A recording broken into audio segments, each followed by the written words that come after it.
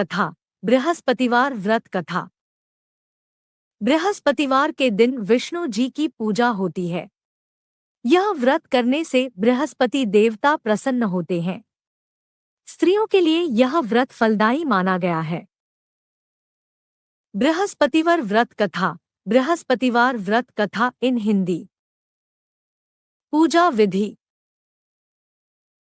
बृहस्पतिवार को जो स्त्री पुरुष व्रत करे उनको चाहिए कि वह दिन में एक ही समय भोजन करे, क्योंकि बृहस्पतेश्वर भगवान का इस दिन पूजन होता है। भोजन पीले चने की दाल आदि का करे, परंतु नमक नहीं खावे और पीले वस्त्र पहने, पीले ही फलों का प्रयोग करें, पीले चंदन से पूजन करें। पूजन के बाद प्रेमपूर्वक गुरु महाराज की कथा सुननी चाहिए। इस व्रत को करने से मन की इच्छाएं पूरी होती हैं और बृहस्पति महाराज प्रसन्न होते हैं तथा धन, पुत्र, विद्या तथा मनवांछित फलों की प्राप्ति होती है। परिवार को सुख शांति मिलती है। इसलिए यह व्रत सर्वश्रेष्ठ और अति फलदायक सब स्त्री व पुरुषों के लिए है। इस व्रत में केले का पूजन करना चाहिए। कथा और पूजन के समय तन, मन, क्रम, वचन से शुद्ध होकर जो इच्छा हो बृहस्पति देव की प्रार्थना करनी चाहिए। उनकी इच्छाओं को बृहस्पति देव अवश्य पूर्ण करते हैं, ऐसा मन में दृढ़ विश्वास रखना चाहिए। अथ श्री बृहस्पतिवार व्रत कथा 1। भारतवर्ष में एक राजा राज्य करता था। वह बड़ा प्रतापी और दानी था। वह नित्य गरीबों और ब्राह्मणों की सहायता करता था। यह बात उसकी रानी को अच्छी नहीं लगती थी।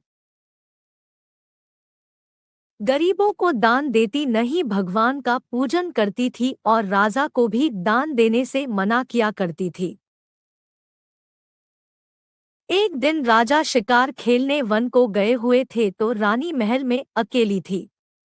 उसी समय बृहस्पतिदेव साधु वेश में राजा के महल में भिक्षा के लिए गए और भिक्षा मांगी। रानी ने भिक्षा देने से इनकार किया और कहा, हे साधु महाराज, मैं तो दान पुण्य से तंग आ गई हूँ। मेरा पति सारा धन लुटाता रहता है। मेरी इच्छा है कि हमारा धन नष्ट हो जाए, फिर न रहेगा बांस, न बजेगी बांसुरी। साधु ने कहा, देवी तुम तो बड़ी अजीब हो। धन, संतान तो सभी चाहते हैं,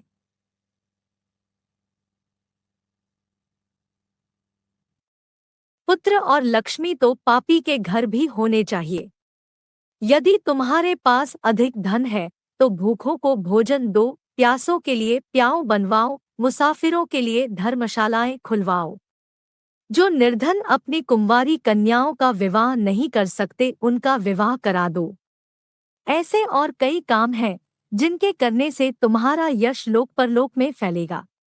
परंतु रानी पर उपदेश का कोई प्रभाव न पड़ा। वह बोली, महाराज आप मुझे कुछ न समझाएं। मैं ऐसा धन नहीं चाहती जो हर जगह बांटती फिरूं।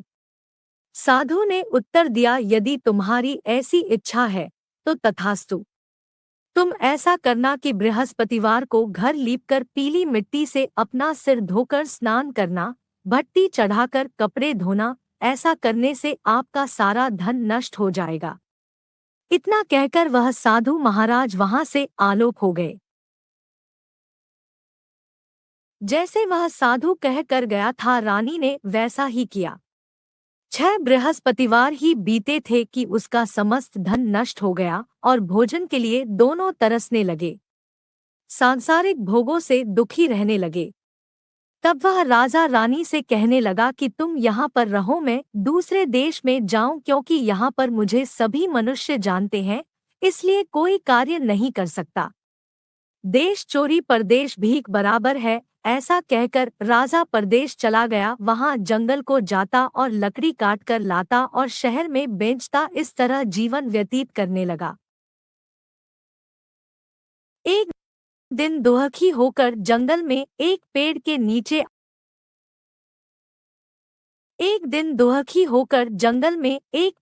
नीचे आसन जमाकर बैठ गया। वह अपनी दशा को याद करके व्याकुल होने लगा। बृहस्पतिवार का दिन था। एकाएक उसने देखा कि निर्जन वन में एक साधु प्रकट हुए। वह साधु वेश में स्वयं बृहस्पति देवता थे। लकड़हारे के सामने आकर बोले, हे लकड़हारे, इस सुनसान जंगल में तू चिंता मग्न क्यों बैठा है? लकड़हारे ने दोनों हाथ जोड़कर प्रणाम किया और उत्तर दिया, महात्मा जी, आप सब कुछ जानते हैं, मैं क्या कहूँ। यह कहकर रोने लगा और साधु को आत्मकथा सुनाई। महात्मा जी ने कहा, तुम्हारी स्त्री ने बृहस्पति के दिन वीर भगवान का निरादर किया है, जिसके कारण रुष्ट होकर उन्होंने तुम्हारी यह दशा कर दी। अब तुम चिंता को दूर करके मेरे कहने पर चलो तो तुम्हारे सब कष्ट दूर हो जाएंगे और भगवान पहले से भी अधिक संपत्ति देंगे। तुम बृहस्पति के दी कथा किया करो। 2 पैसे के चने मुनक्का मंगवाकर उसका प्रसाद बनाओ और शुद्ध जल से लोटे में शक्कर मिलाकर अमृत तैयार करो। कथा के पश्चात अपने सारे परिवार और सुनने वाले प्रेमियों में अमृत व प्रसाद बांटकर आप भी ग्रहण करो। ऐसा करने से भगवान तुम्हारी सब कामनाएं पूरी करेंगे। साधु के ऐसे वचन सुनकर लकड़हारा बोला, हे प्रभु, मुझे लकड़ी बेचकर इतना पैसा नहीं मिलता जिससे भोजन के उपरांत कुछ बचा सकूं। मैंने रात्रि में अपनी स्त्री को व्याकुल देखा है। मेरे पास कुछ भी नहीं जिससे उसकी खबर मंगा सकूं। साधु ने कहा, हे लकड़हारे, तुम किसी बात की चिंता मत करो। बृहस्पति के दिन तुम रोजाना की तरह लकड़ियां लेकर शहर को जाओ। तुमको रोज से दुगुना धन प्राप्त होगा, जिससे तुम भली भांति भोजन कर लोगे तथा बृहस्पति देव की पूजा का सामान भी आ जाएगा। इतना कहकर साधु अंतर्ध्यान हो गए। धीरे धीरे समय व्यतीत होने पर फिर वही बृहस्पतिवार का दिन आया। लकड़हारा जंगल से लकड़ी काटकर किसी भी शहर में बेचने गया, उसे उस दिन और दिन से अधिक पैसा मिला।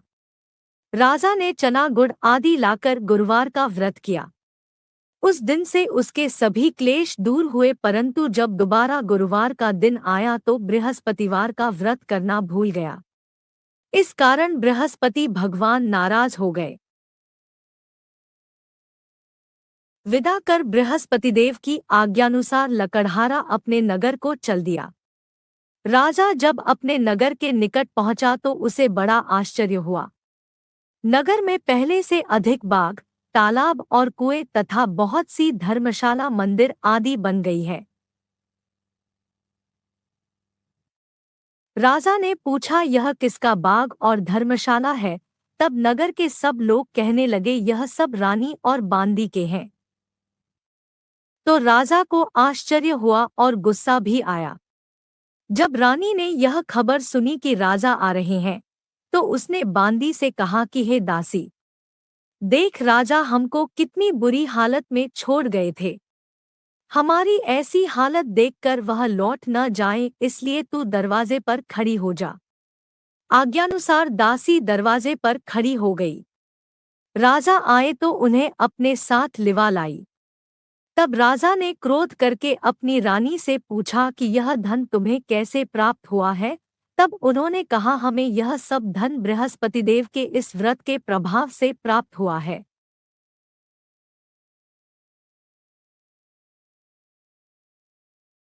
राजा ने निश्चय किया कि 7 रोज बाद तो सभी बृहस्पतिदेव का पूजन करते हैं, परंतु मैं प्रतिदिन दिन में 3 बार कहानी कहा करूंगा तथा रोज व्रत किया करूंगा। अब हर समय राजा के दुपट्टे में चने की दाल बंधी रहती तथा दिन में 3 बार कहानी कहता। एक रोज राजा ने विचार किया कि चलो अपनी बहन के यहाँ हो आवे। इस तरह निश्चय कर राजा घोड़े पर सवार हो अपनी बहन के यहाँ को चलने लगा। मार्ग में उसने देखा कि कुछ आदमी एक मुर्दे को लिए जा रहे हैं। उन्हें रोककर राजा कहने लगा, अरे भाइयों, मेरी बृहस्पतिदेव की कथा सुन लो।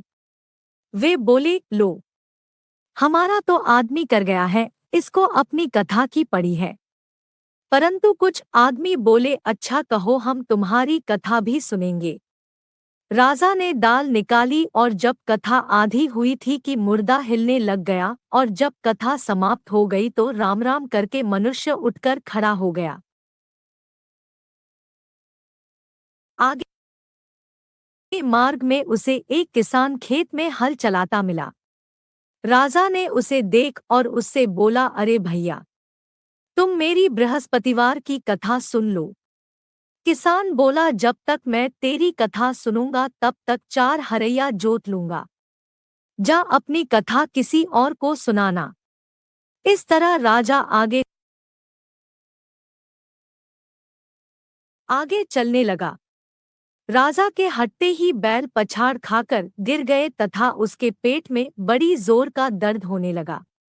उस समय उसकी माँ रोटी लेकर आई। उसने जब यह देखा तो अपने पुत्र से सब हाल पूछा और बेटे ने सभी हाल कह दिया तो बुढ़िया दौड़ी दौड़ी उस घुड़सवार के पास गई और उससे बोली कि मैं तेरी कथा सुनूंगी, तू अपनी कथा मेरे खेत पर चलकर ही कहना। राजा ने बुढ़िया के खेत पर जाकर कथा कही, जिसके सुनते ही वह बैल उठ खड़ हुए तथा किसान के पेट का दर्द भी बंद हो गया। राजा अपनी बहन के घर पहुंचा। बहन ने भाई की खूब मेहमानी की। दूसरे रोज प्रातःकाल राजा जगा तो वह देखने लगा कि सब लोग भोजन कर रहे हैं। राजा ने अपनी बहन से कहा, ऐसा कोई मनुष्य है जिसने भोजन नहीं किया हो?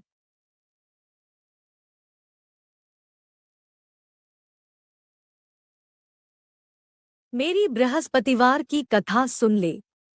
बहन बोली, है भैया, यह देश ऐसा ही है कि पहले यहाँ लोग भोजन करते हैं, बाद में अन्य काम करते हैं। अगर कोई पड़ोस में हो तो देख आऊं।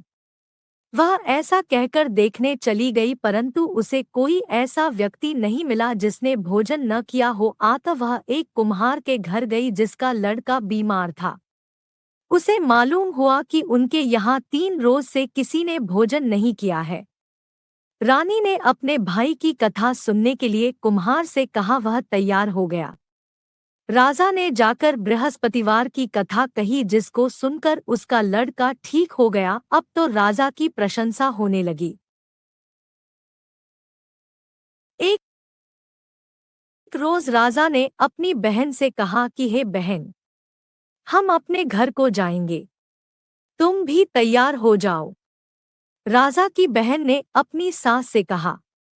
सास ने कहा, हाँ चली जा, परंतु अपने लड़कों को मत ले जाना, क्योंकि तेरे भाई के कोई औलाद नहीं है। बहन ने अपने भैया से कहा, है भैया, मैं तो चलूंगी पर कोई बालक नहीं जाएगा। राजा बोला, जब कोई बालक नहीं चलेगा तब तुम क्या करोगी? बड़े दुखी मन से राजा अपने नगर को लौट आया। राजा ने अपनी रानी से कहा, हम निर्वंशी हैं, हमारा मुंह देखने का धर्म नहीं है और कुछ भोजन आदि नहीं किया। रानी बोली, हे प्रभु, बृहस्पतिदेव ने हमें सब कुछ दिया है, हमें औलाद अवश्य देंगे। उसी रात को बृहस्पतिदेव ने राजा से स्वप्न में कहा, हे राजा, उठ, सभी सोच त्याग दे, तेरी रानी गर्भ से है।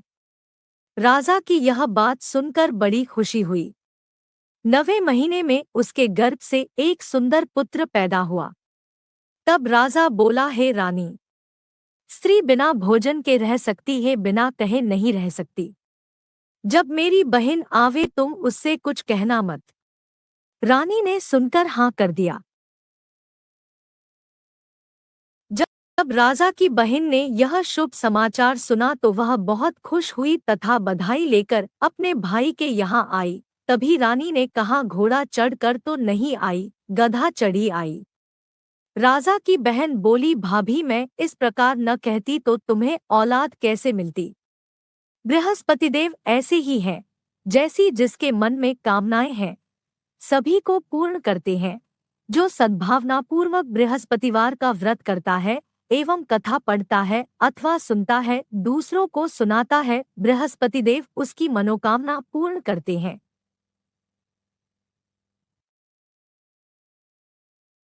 भगवान बृहस्पतिदेव उसकी सदैव रक्षा करते हैं। संसार में जो मनुष्य सद्भावना से भगवान जी का पूजन व्रत सच्चे हृदय से करते हैं तो उनकी सभी मनोकामनाएं पूर्ण करते हैं। जैसी सच्ची भावना से रानी और राजा ने उनकी कथा का गुणगान किया तो उनकी सभी इच्छाएं बृहस्पतिदेव जी ने पूर्ण की थी। इसलिए पूर्ण कथा सुनने के बाद प्रसाद लेकर जाना चाहिए। हृदय से उसका मनन करते हुए जयकारा बोलना चाहिए। बोलो बृहस्पतिदेव की जय। भगवान विष्णु की जय। तो अगर आपको हमारी वीडियो अच्छी लगी तो लाइक जरूर करें और अगर आप हमारे चैनल पर नए हैं तो सब्सक्राइब करें और घंटे वाले बटन को भी नजरअंदाज न करें ताकि आप हमारे नए वीडियो और अपडेट से वाकिफ रहें।